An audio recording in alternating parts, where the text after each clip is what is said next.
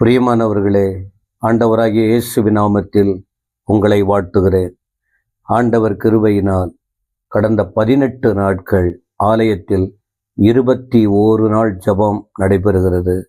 கர்த்தருடைய நாமத்துக்கு ஸ்தோத்திரம். நல்ல அனுபவங்கள். பாடல்களை தேவ பிள்ளைகள் பாடுகிறார்கள். ஒவ்வொரு நாளும் ஜெப குறிப்புகளை தேவ பிள்ளைகள் நடத்துகிறார்கள். கடைசியாக சில நிமிஷம் அடிமை ஆண்டுடைய வார்த்தையை சொல்லி ஆசீர்வதித்து அனுப்புகிறோம். இந்த ஆசீர்வாதம் இந்த காணொளி மூலமாக, இந்த மீடியா வாயிலாய் நீங்களும் அந்த ஆசீர்வாதத்தின் ஒரு துளியை பெற்றுக்கொள்ள வேண்டும் என்பதற்காக தான் இந்த ஜெபத்தை நாம் உங்களுக்கு உச்சரிக்கிறோம். இந்த பழக்கம் இல்லைன்னா தொடங்குங்க. ஜெபத்துக்கு முக்கியத்துவம் கொடுங்க. தெய்வீகத்திற்கு ஆயத்தப்படுங்க. எனவே இன்றைக்கும் இந்த 19வது நாளில் ரோமருக்கு எழுதின நிருபத்தில் உள்ள வார்த்தைகளை படித்து வரும்போது ரோமர் 10:8 சொல்லுகிறது. அப்படின்னா என்ன? தேவ வார்த்தை முக்கியம். தேவ வார்த்தை ஆதியாகமம் முதற்கொண்டு வெளிப்படுத்தல் வரைக்கும் நீங்கள் படித்து வேதமே தேவ வார்த்தை தான். இந்த வேதமே தேவ வார்த்தை தான். ஒவ்வொருவரோடு ஆண்டவர் பேசும்போது அந்த வார்த்தையால் தெளிவு, அந்த வார்த்தையால் எச்சரிப்பு, அந்த வார்த்தையால் விடுதலை. ஏன்னா தேவனுடைய வார்த்தை பாருங்கள். தீர்க்கதரிசிகளின் வாழ்க்கையை பார்க்கும்போது கர்த்தருடைய வார்த்தை ஏசாயாவுக்கு உண்டாகி, கர்த்தருடைய வார்த்தை எலியாவுக்கு உண்டாகி, கர்த்தருடைய வார்த்தை ஓசியாவுக்கு உண்டானது. தேவனுடைய வார்த்தை ஆகா என்ற தீர்க்கதரிசிக்கு வந்தது. தேவனுடைய வார்த்தை சகரியாவுக்கு வந்தது. கர்த்தருடைய வார்த்தை யோவான் ஸ்நானகனுக்கு வந்தது. அதன் பிறகு வார்த்தையே மாம்சமாய் வந்தார். இப்படி அந்த வார்த்தையின் வல்லமை, விடுதலை, ஆசீர்வாதங்கள். அதனால இப்ப அந்த அடிப்படையில் தேவ வார்த்தையினால், அந்த தேவ வார்த்தையின் முக்கியத்துவத்தை குறித்த காரியத்தை பவுல் இங்கே விளக்குகிறார். அப்போஸ்தலனாகிய பவுல் விளக்குகிறார். ரோமர் 10:8 படிக்கிறோம் பாருங்க. இந்த வார்த்தை உனக்கு சமீபமாய் உன் வாயிலே உன் இருதயத்திலே இருக்கிறது என்றும் சொல்லுகிறது. இந்த வார்த்தை நாங்கள் பிரசங்கிக்கிற விசுவாசத்தின் வார்த்தை. இந்த வார்த்தை எங்க இருக்கணும்?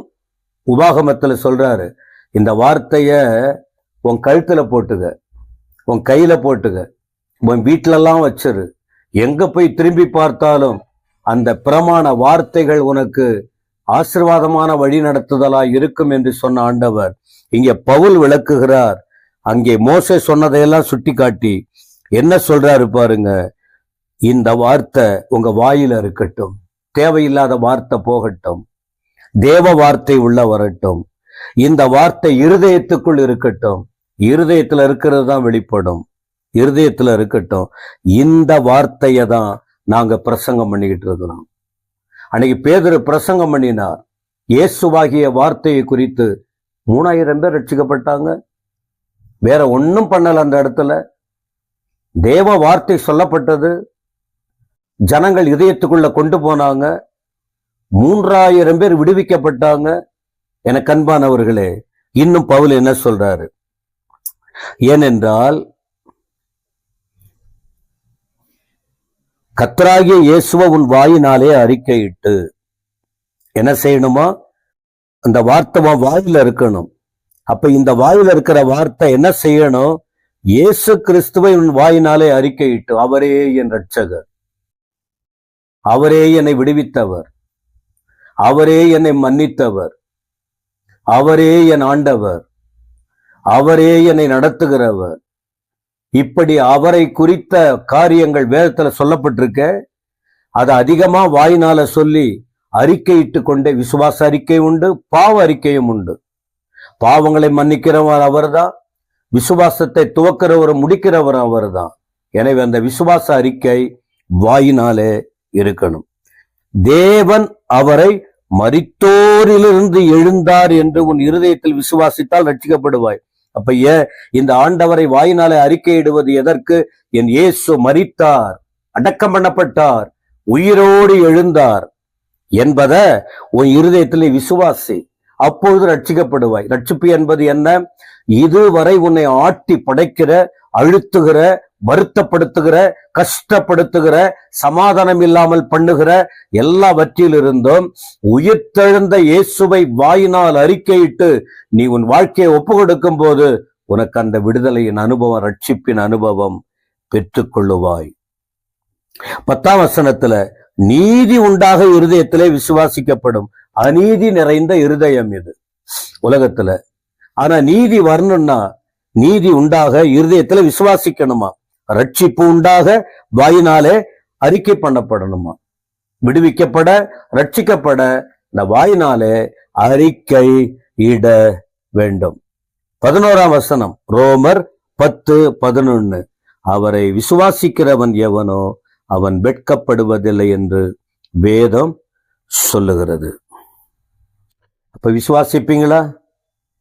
நீங்க விசுவாசித்தீங்கன்னா நீங்க வெட்கப்பட்டு போக மாட்டீங்க.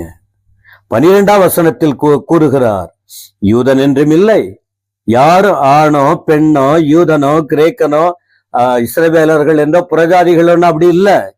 யாரெல்லாம் ஆண்டவரை தொழுது கொள்றாங்க, ஆண்டவரை ஆராதிக்கிறாங்க, ஆண்டவரை பாடுறாங்க, தேவனோடு நெருங்குறாங்க, இந்த வார்த்தையை ஏற்றுக்கொள்றாங்க, இந்த வார்த்தையில நிலைத்திருக்காங்க, அவர்கள் தொழுது கொள்ளுகிற யாவரைக்கும் அவர் ஐஸ்வர்ய சம்பனராய் இருக்கிறார். உங்கள் குறைகளை எல்லாம் அவர் மாற்றுவார், எல்லா குறைகளையும் மாற்றுவார். ஆதலால் அவர் நாமத்தை தொழுது கொள்ளுகிற எவனும் ரட்சிக்கப்படுவான் என்பதாக இந்த இடத்தில் பார்க்கிறோம்.